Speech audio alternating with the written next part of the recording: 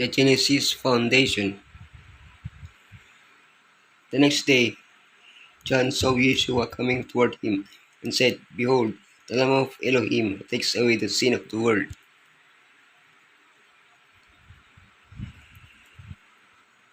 The Bible is made up of 66 books of different genres and was written by more than 40 people over a period of 1,500 years.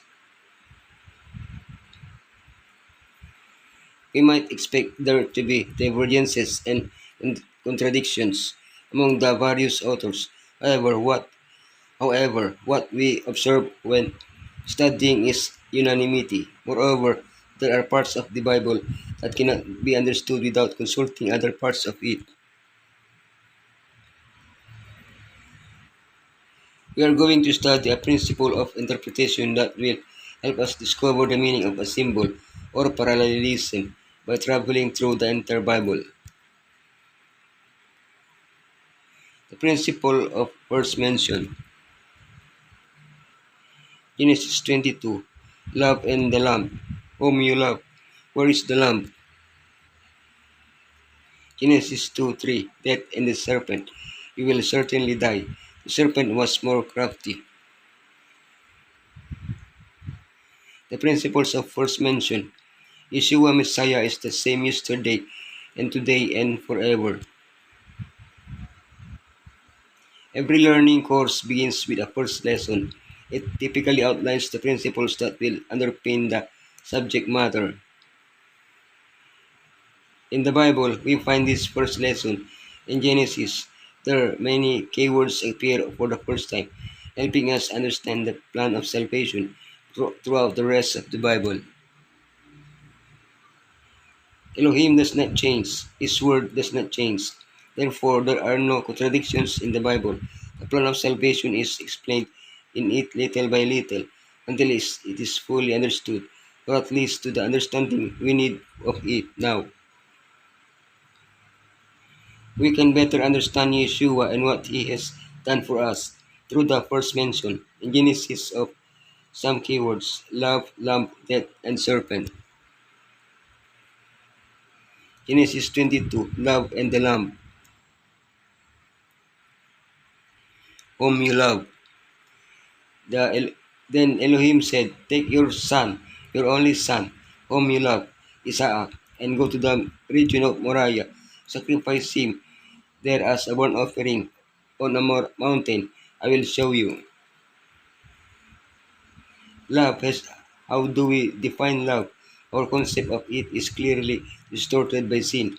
How then can we understand the love of Elohim, which is pure and holy?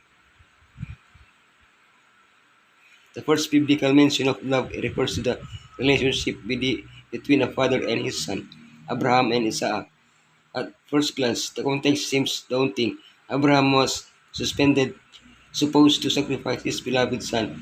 Don't worry, he didn't end up doing it. Compare this mention with the first mention of love we find in the Synoptic Gospels. This Yeshua is my beloved son. And don't miss the first mention in John's Gospel, John 3:16. Abraham's act of sacrificing his son illustrates how Elohim loved us to the point of sacrificing his own son so that we might live eternally. Where is the lamb?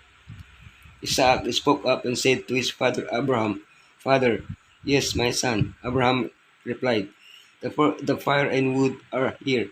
Isaac said, "But where is the for the burnt offering?" The first mention of the word lamb is not accidental. It is the basis for understanding the repeated mention of the lamb in Revelation. Note that the lamb Elohim provided was actually a ram. At Passover, a lamb was sacrificed, although it could be either a lamb or a young goat. That is, the word lamb came to mean the ultimate sacrifice. Gradually, the Bible expands the symbolic meaning of the lamb.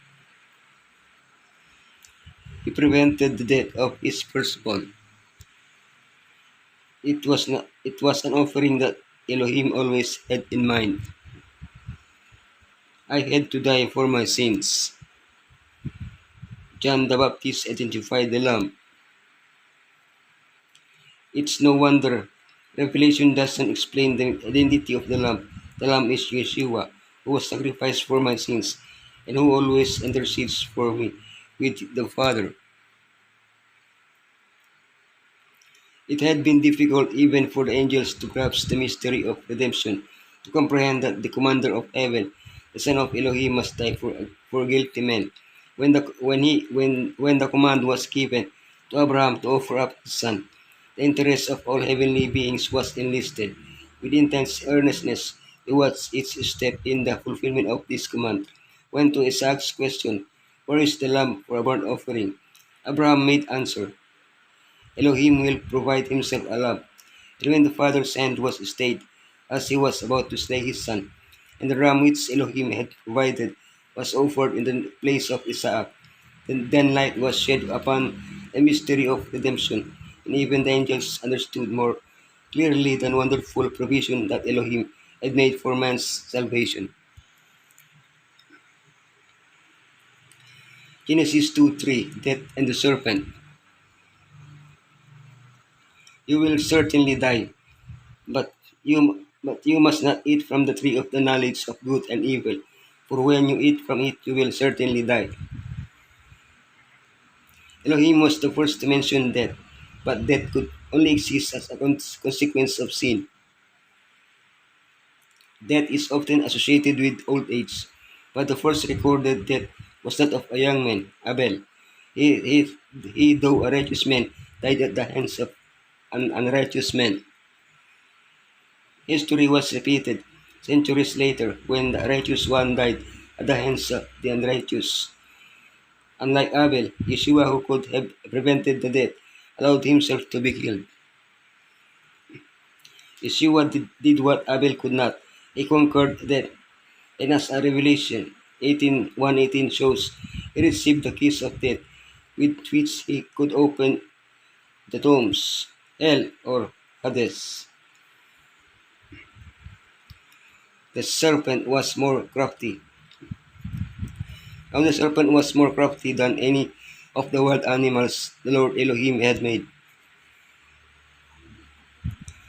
Revelation, repres- Revelation presents a dragon. It also tells us that this dragon is a symbol of Satan. In identifying the symbol of the dragon, he adds a new symbol. Satan is the ancient serpent. Which serpent is he referring to? Of course, the first serpent mentioned in the Bible, in Eden, Satan, the serpent, deceived the whole world, Adam and Eve. In Revelation, we are reminded that this has been his purpose throughout history, that it will be his special target at the end of time. He will even attempt to deceive everyone in the very presence of Elohim. How can we defend ourselves against these his tricks? One way is to study how he first did it. His basic tactics haven't changed over the centuries. The gospel is revealed in all the prophecies of the first advent of Messiah as the Savior of men. Every act of the old dispensation to turn men away from sin or to bring them forgiveness was done with reference to the Savior who was to come. He was the stepping stone by which men was to be exalted.